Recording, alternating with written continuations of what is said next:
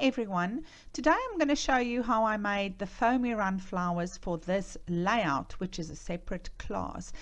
I have pre-cut all my little shapes and you will see that I'm using various colors and inks and techniques.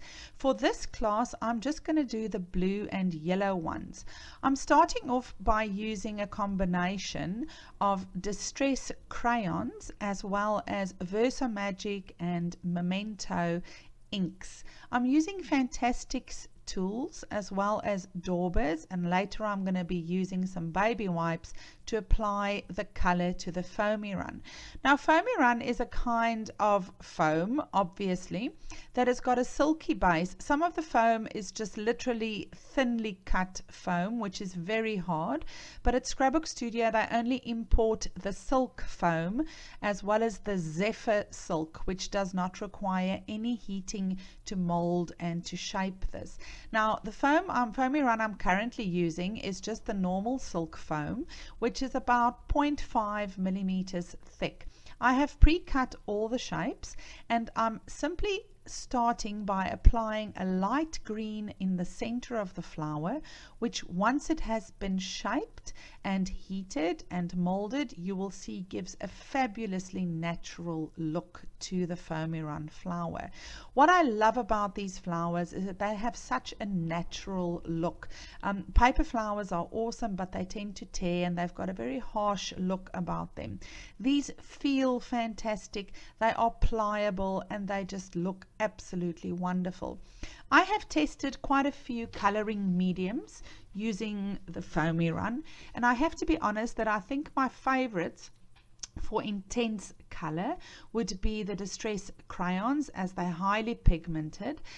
Then definitely the Versamagic inks. You can use the Versamagic, you can also use Brilliance, you can use the Mementos, any soft ink. Unfortunately distress oxides don't work very well with Foamiran. Distress inks do. The thing with the oxides is just it makes like a milky layer on top of the Foamiran, which makes it kind of hard to make it pliable. I'm simply applying the color, and then I'm using a damp Fantastics tool here to spread the ink. You can see on my larger petal that the shading looks a bit off. Once this flower has been molded, it really makes no difference. The reason I'm going onto the edges is that I don't like the white edge of the flower once it has been molded. Now I'm pressing the Foamiran onto my iron. I know some people say it has to be on a specific setting. I just switch the iron on. Sorry, I'm the worst iron person in the world. I don't even iron. I simply can't. So I just switch the iron on, and then I just press the Foamiran onto the heated element. The foam will kind of pop and you just let it drop, and then while it is still warm you can see that I'm shaping the flower. I'm literally using either a molding tool or my hands to shape it the way I want it. We call these little ones poppers. Now for this blue flower I'm going to be adding 2 or 3 layers. That all depends on what your preference is. The first one was light. I'm now going to be making a darker layer that I can insert because I think it gives fabulous contrast. As you can see, I'm putting down the color from the crayon, and then I'm going over it with my Fantastic tool, simply blending the pigment into the Foamiran. Now once this heats, you'll see how the color just blends all by itself and it gets a really natural look. You can apply as much or as little color as you prefer. I have seen people just literally ink the edges, and then the center is white, and then they've got the green or yellow, the middle of the petal is white, and then the center of the flower has got that fabulous green. As you can see, I'm folding my petals because I'm going to be doing the edges now. Picking up the pigment with my Fantastics tool didn't work too well, as you can see there, so I just simply went back to my crayon. I'm going to see how many more flowers I would need for this, but first I'm going to finish with this petal by pressing it onto the iron, twisting it, which kind of breaks the grain, and now I'm simply seeing where I would like to position this one and if I do need another layer. You can add as many layers as you want. I'm going in with a smaller cut flower shape now, which I think will end up being the center of the flower. But once again, once you start assembling your flowers, you can always just change it around.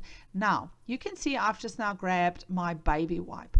I found this to be a very effective way of applying color to my flowers.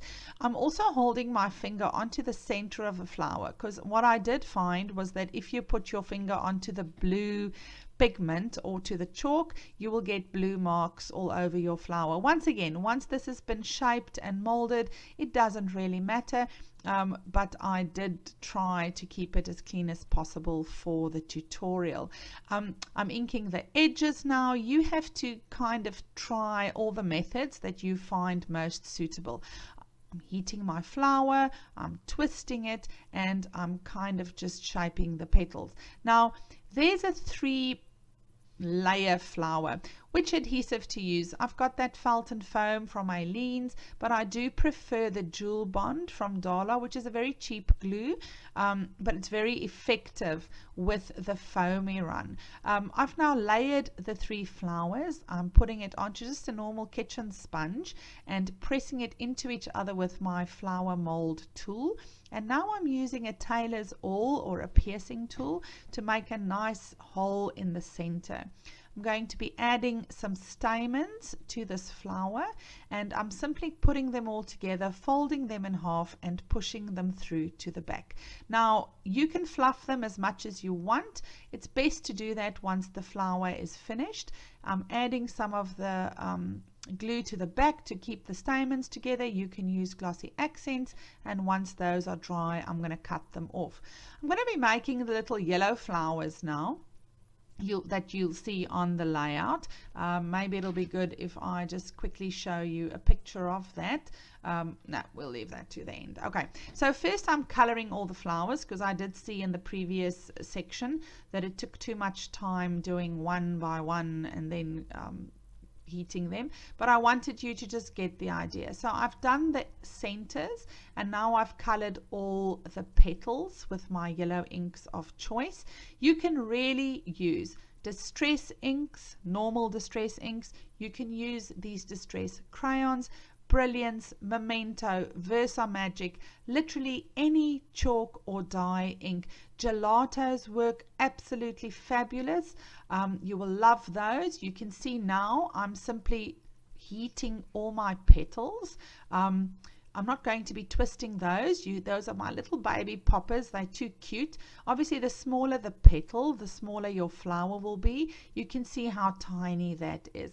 But you can open them up, and I'm going to be layering them, and then you'll have a cute, cute, cute little bud. You can see I'm adding a little bit of glue to the center of that flower, and I'm simply layering them into each other. This is the bigger one. I did no twisting. I did absolutely nothing except hold them to my iron and then layer them into each other. You guys, these flowers are so easy to make. It's virtually no effort. You've got to go and figure out what works for you. I know that there are thousands of videos on YouTube on how to use Foamiran. Some of these flowers take hours to make. I unfortunately am not one of those detailed people, and I did break all the little petals when Endri gave me a class, and I knew that I had to go and make Foamiran work for me. So I do think it's an absolutely fabulous product, but I had to adapt it to my way of using Foamiran. So for the center of the little baby flowers, I went and pulled out some beads, I think those are, and I'm simply just positioning them in there with a tweezer. Because I felt that they were too small for stamens. It would have just taken forever, because you would break, for me, I felt that I would break my little flower if I tried to pierce a big hole through it. And that's it. I hope you enjoyed this tutorial. It's really simple. Go and make some flowers.